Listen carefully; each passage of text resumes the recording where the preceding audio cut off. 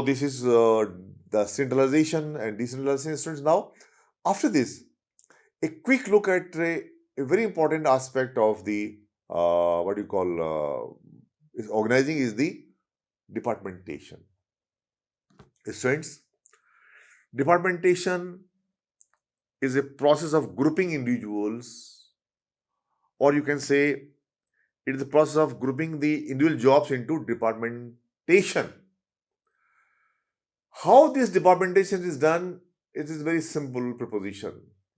Departmentation is done by functions, by products, by territory, by customers, by process, by time and numbers. Let us see all these by one. See, first of all, departmentation by function. A quick look at this slide can tell you that departmentation has been done by the functions. We all know that the production, finance, marketing, personnel, advertising, sales, market research, what is this? All these are the functions of the organization. If there has been separate kind of team for managing all these functions, so it is called the departmentation by the functions. Generally, these things are possible in case of the large organization. In small organizations, when the resources are limited, we cannot expect that everything is possible or things can be done by dividing the functions on the basis of their role. Another category, another departmentation is departmentation by products. One company can be indulged into manufacturing of more than one products, namely product A, product B, product C. Now, the same functions of management like the production, marketing, finance, personnel, etc. are dealt with independently by the products themselves. Then, use of large-scale enterprise whose activities are geographically spread over is the territorial departmentation. The territorial departmentation geographically divides the areas: north zone, east zone, west zone, south zone, and the heads are appointed. Head offices are started in all these zones. So the responsibility of managing the affairs of organization lies on the zones of respective heads of the respective zones. Students, there is one more division of the department by the customers. Each department will serve the particular type of or particular class of customers. This is also a very important part. Of course, we see on the top is the board of directors, followed by the managing director, under whom there will be finance, marketing, production, and personnel. The customers categories like wholesaler, retailer, some products are sent overseas also for the exports. So here is a different kind of chunk to be managed by the departmental heads on the basis of the type of customers. You can see the role here lies on the marketing department.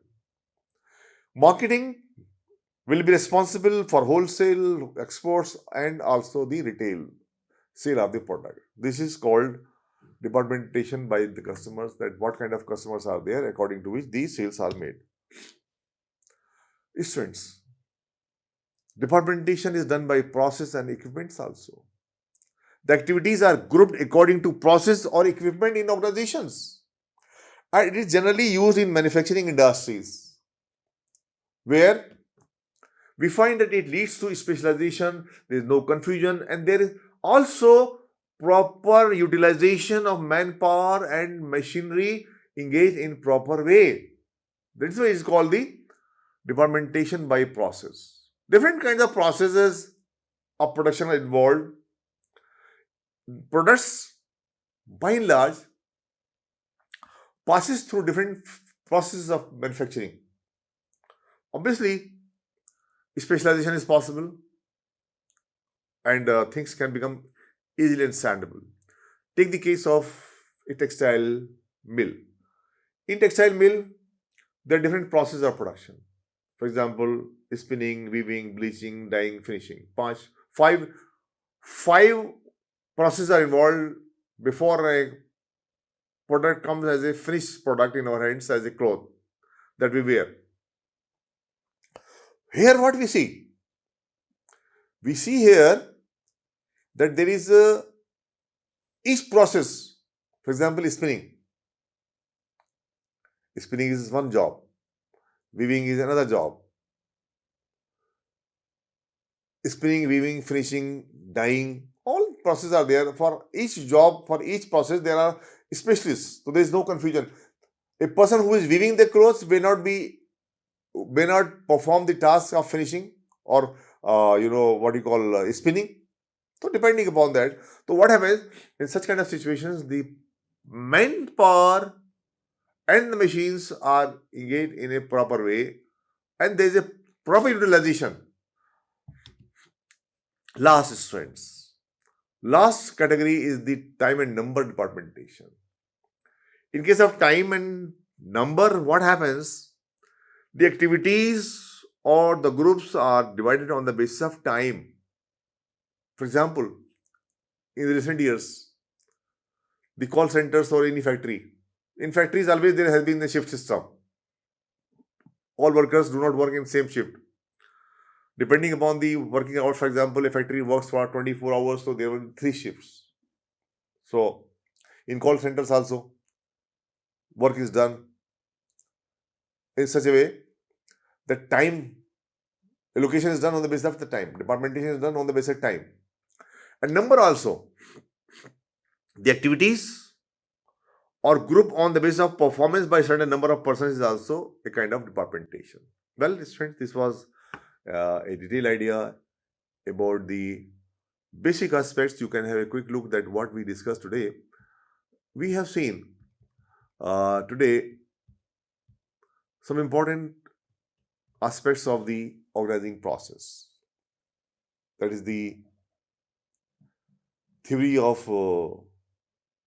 span of control or span of management, where we found 3 categories of relationships. That is the direct relationship, direct single relationship, direct group relationships, and cross relationship. And we see how the number of subordinates is to be calculated in each category. Then we also looked in a faster way at 3 important aspects of the organizing function, that is the centralization, decentralization, and departmentation. So this was a brief idea. In the next session, we will look at the most important or the last aspect of the last but one, I can say, because 2-3 more important things are there to cover up now. Authority. Authority is the next discussion that we are going to make now after discussing all these aspects. Students, now we are going to have a look at a very important aspect of the organizing function of the management concept. In this session, it is the authority that we will be looking at. Let us see, first of all, what is authority?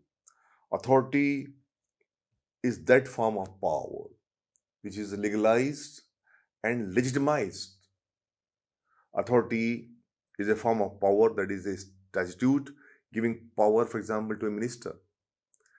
If a person has power due to a special office he occupies, this is known as his authority. For example, we can say that police commissioner has the authority to issue orders and get them obeyed by virtue of his authority and by virtue of the authority he occupies. 2 things are there which are to be merged to understand the concept of authority. Power plus legitimacy is equal to authority. Authority consists of two important components: power and legitimacy. As mentioned in the beginning, that authority is that form of power which is legalized and legitimized. Authority means legitimate power which has been approved by the people, or the power in accordance with the constitution or law of the statute. A government officer, for example, is competent to use authority. His authority is clearly defined. I'm telling you all this so that you understand that how this authority, which we are talking here with the help of these examples, is going to work in the organizations. In the organization, what happens? What we need?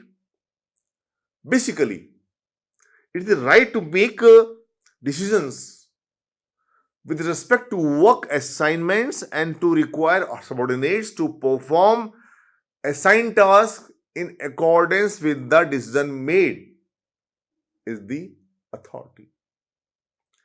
In English language, the word authority can be used to mean power given by the state, as mentioned earlier. According to Michael in the Encyclopedia of Social Sciences, authority is the capacity innate or acquired for exercising ascendancy over a group. You'll see how I will link all this with the authority at the place of work. Weber defined domination, that is authority, on the chance of commands being obeyed by a specific group of people in the organization. Authority now, students, in the light of this brief conceptual clarity, simply means the power given by the state in the form of the government, judges, police officer, etc. The word authority is used in the name of an organization. The name usually refers to the governing body upon which such authority is vested. Students, after preparing this background for the deeper understanding of the concept of authority, we have come to this point that authority is an institutionalized and legal power inherent in a particular job, function, or position that is meant to enable its holder to successfully carry out his or her responsibilities. Authority is power that is delegated formally. It includes a right to command a situation. It includes a right to commit resources. It includes right to give orders and accept them to be obeyed. It is always accompanied by an equal responsibility for one's action or failure to act, which means both go together, are closely linked with each other. In government, the term authority is often used interchangeably with power in political philosophy. The jurisdiction of political authority, the jurisdiction of the political authority, the location of the sovereignty, the balancing of the freedom and authority. Since the emergency of social sciences, authority has become a subject of research in a variety of empirical settings. So you understand here what is the main concept of authority. Now, students, we divide this authority in two parts: line and staff. That is the line authority and the staff authority. Let us see what is the line authority. The line authority means those organizational members that are directly involved in delivering the products and services to the services of the organization. This is called line authority. Staff authority is that kind of authority where those organizational members that are not directly involved in delivering the product and services to the organization, but provide support for line personnel. This is the staff authority. Thereby comes another important part. In order to understand the entire concept of authority, let us look at the delegation. What is delegation? Delegation is nothing. It is the process of transferring the authority for a specific activity or task to another member of the organization and empowering that individual to accomplish the task effectively. Again, try to understand. A delegation is that process by means of which the authority for a specific activity or task is given to another member of the organization, which empowers him to accomplish the task effectively and efficiently. Transforming the responsibility for a specific activity or task to another member of the organization is the delegation. Delegation is simply empowering that individual to accomplish the task efficiently and effectively. Let us first see what are the steps in delegation. In delegation, there are few steps. Decide which goal or task to delegate. First step. Everything cannot be delegated. So it is to be decided that which goals or tasks will be delegated to the subordinates so that it doesn't bring any kind of awkward situation. Another step is to make assignments. Because the jobs are to be given to someone, the proper assignment should be done. Who will do what? It's to be decided. Then for doing work, one needs authority also. Delegation is done. By delegating authority, we are giving responsibility to an individual to undertake that task. But that is not suffice. That is not sufficient. What is required is to grant him some kind of authority also. And also, make him responsible and accountable if anything wrong happens in the organization. Only holding someone responsible and accountable for job is not sufficient.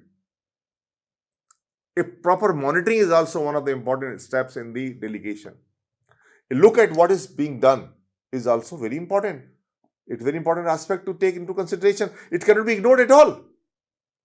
So delegation is a complete process, students. It's not that, okay, I give power to you, you carry on the work. No. Proper mechanisms are used so that there is no failure.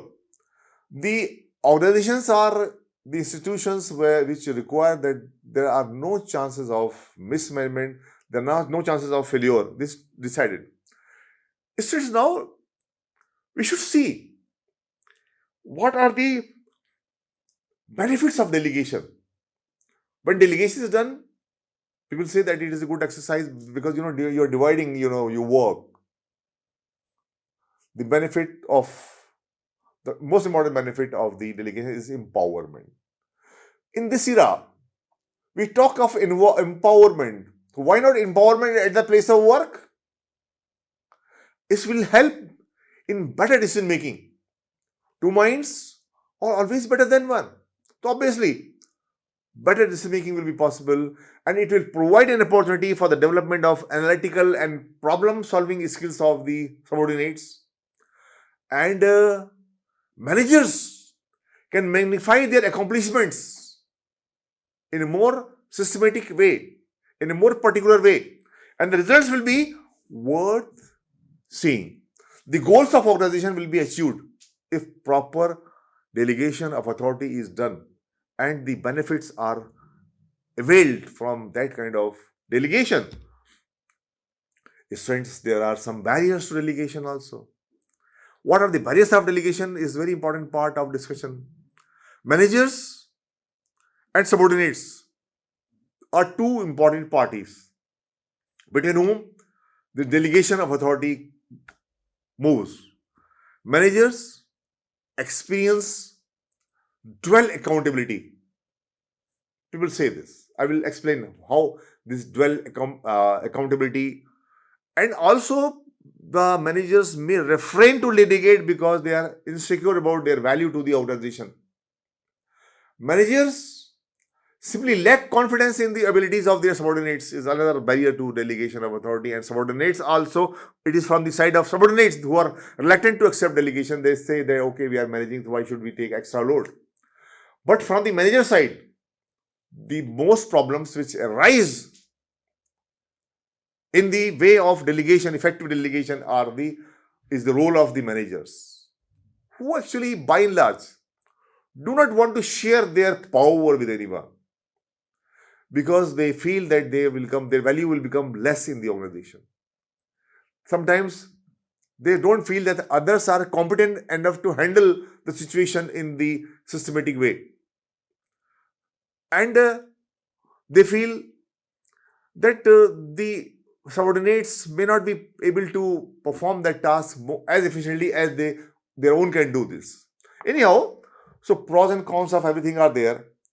If all is well, then things will be more systematized. If really the capabilities of the subordinates are doubtful, then delegation should not be done. And as far as the insecurity about their value to the organization is concerned, I think this is a kind of feeling that should be removed from their minds. The managers should not refrain to delegate the power. They should encourage to delegate the power, because by virtue of that, they are not only sharing responsibility, but they are encouraging others to come forward and show their caliber. And the reluctance on the part of the subordinates who are not willing to accept changes, of course, is there. But initiatives should be taken up. More initiatives should be taken up so that things become easy. Apart from this, students, finally, how can we overcome these barriers to the delegation is very important discussion here. That will conclude this part of the discussion. Here, I want to share with you some of the points which are to be taken into consideration. First of all, this delegation of authority is required to increase the security of the jobs. A person will be specializing in more than one job, so it will be granting him more worth in the organization, rather than he will not be losing his job. He will be becoming skillful, more talented. It will create awareness for the need of delegation. By creating the awareness for the need of delegation, we can find that there will be wholehearted support from both the sides. Employees will come forward, managers will come forward. They will delegate the authority. They will not be reluctant to accept the authority. And also, another thing that can be done is we should determine the decisions and tasks to be delegated. This should be decided. It should not be any kind of abrupt decision. It should be properly calculated, assessed that what kind of decisions are to be delegated. And while delegating the authority, one important consideration is the choice of a person to whom the power is being delegated, that what kind of caliber he has. Sometimes, on the basis of seniority, if authority is given, that person may not be that competent as his junior would be. So the choice is very important. This delegation should be part of the planning process of the organization, which aims towards the achievement of the goals of the organization. Subordinates at the initial level, they may make some mistakes also. Subordinates should be allowed to develop their own solutions, and they should also be allowed to make mistakes, so that people by and large in our society learn by mistakes. What is the requirement here is the more support and training, and also enhanced communication with them, so that any kind of confusion which is hindering the process of delegation is taken care of properly. Well, your attention please, students. So now we are at the last part, of this week 9, that is the organizing. In this last part, we are going to have a look at the organization architecture. In this pictorial presentation, you find this architecture. Architecture is something which is a point of confusion in the minds of many people. We are not talking about the architecture world work for building or machines. We are talking here about the organization architecture. When the word architect comes into picture, it opens our mind, because things are done in more sensible way. It shows a kind of caliber. In this picture, you can see that how this structure of the organization has been shown. Don't you feel this is very impressive kind of structure which has been designed architecturally? You find here all things placed vertically and horizontally in a systematic way. You see what is happening in the vertical organization, what is happening on account of the horizontal organization. All things are self-explanatory. I will explain you now all this. Let us, to begin with, should understand that what is the basic logic, basic meaning, basic philosophy of the organization architecture. I want to tell you that the totality of the firm's organization, including the formal organization structure, control system, incentives, processes, organizational culture, and people. If you take all these things together, is the organization architecture. Organizational architecture is the establishment of roles. It's not the construction of any building or settings of a building. It is about the establishment of roles, processes, and formal reporting relationship within an organization. See how nicely it has been defined. It is a metaphorical reference to a structure that fleshes out an organization. A well-crafted organizational architecture profile helps potential clients and vendors understand an organization. There are several reasons for allowing organizing architecture. One reason is to create a structure that allows organization to achieve its desired outcomes and also performance in the short term and in the long term too. Another reason is to create a structure that is efficient and effective, and it is the requirement of every organization. Organizational architecture consists of two things, students: vertical and horizontal. In case of the vertical differentiation, we find that there are two categories: tall versus flat structure. In case of the horizontal differentiation, we find four here: functional structure, multi-divisional structure, geographic structure, and matrix structure. Let us see, first of all, the vertical differentiation. You find here tall versus flat organizations. You should see the pictures. What is being shown in the tall organization and what is being shown in the flat organization. You find that the number of employees is same, but the pattern is different. This is present in both categories of organizations. There are employees in both categories of organizations. But in case of the tall organizations, what we find that this type of organizational structure has many layers and narrow span of control that you can see. Now, flat organizational. In case of flat organization, we find that this type of organizational structure has few layers and wide span of control. Few layers and wide span of control. I hope this point is crystal clear about the tall and flat organizations on the basis of their vertical integration.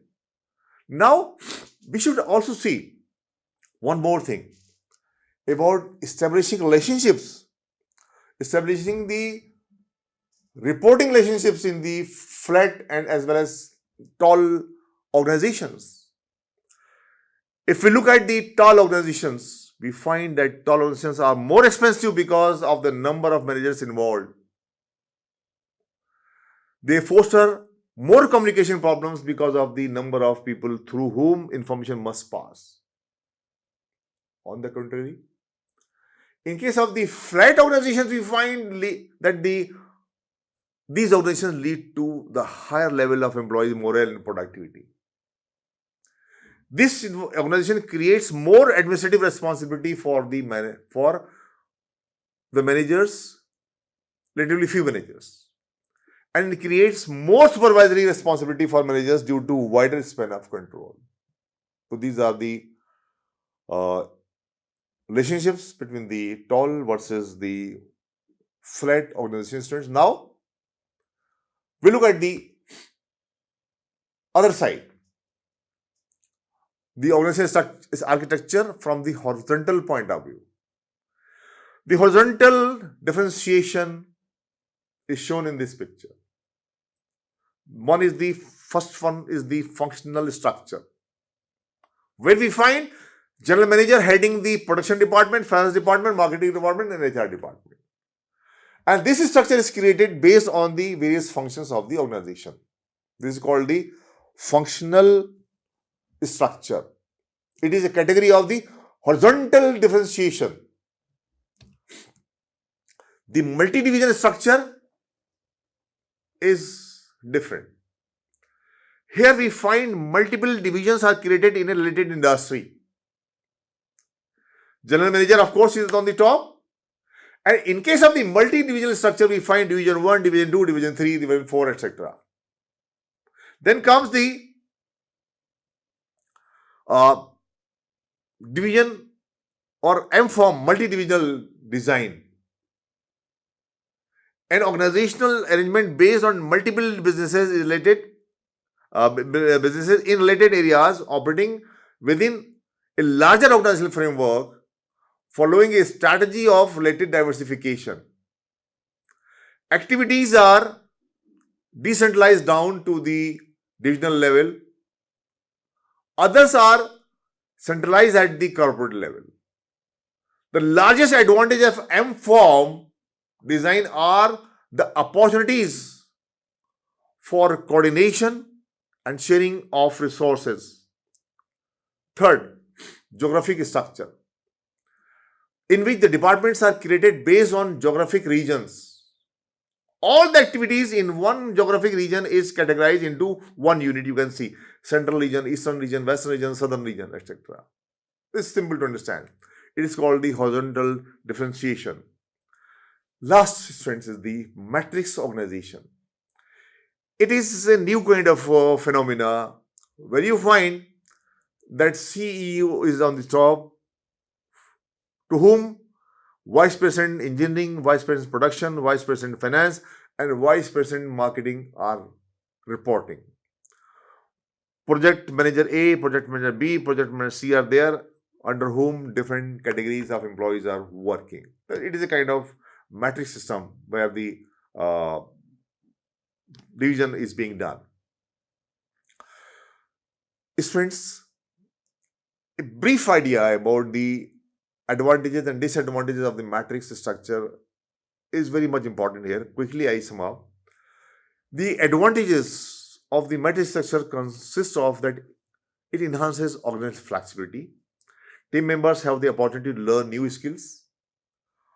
It provides an efficient way for the organization to use the human resources. Team members serve as bridge to their departments for the team.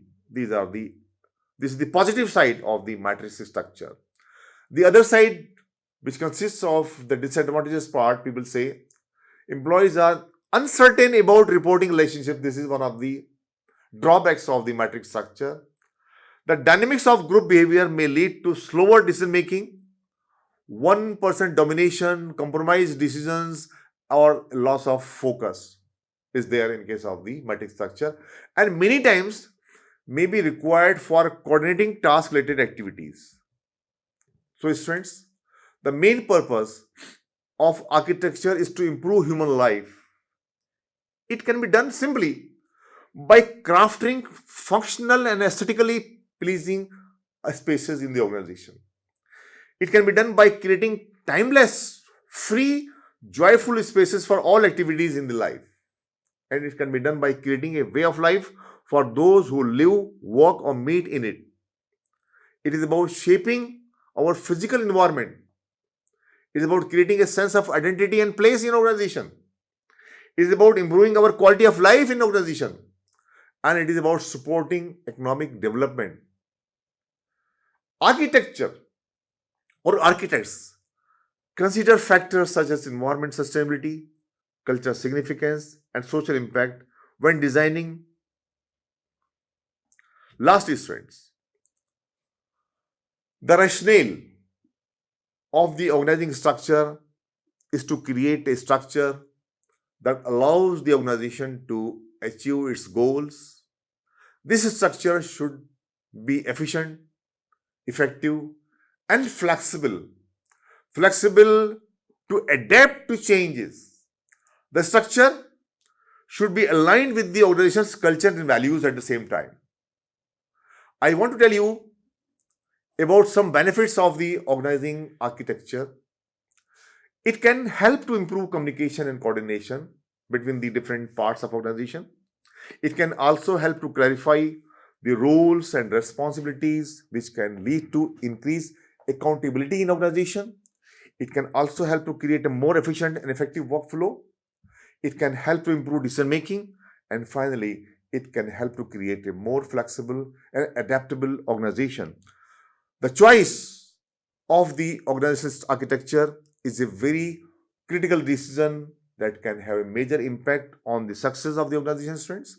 It is important to carefully consider the organization's need and goals when choosing an approach. So with this, we conclude the discussion about the organizational architecture, students.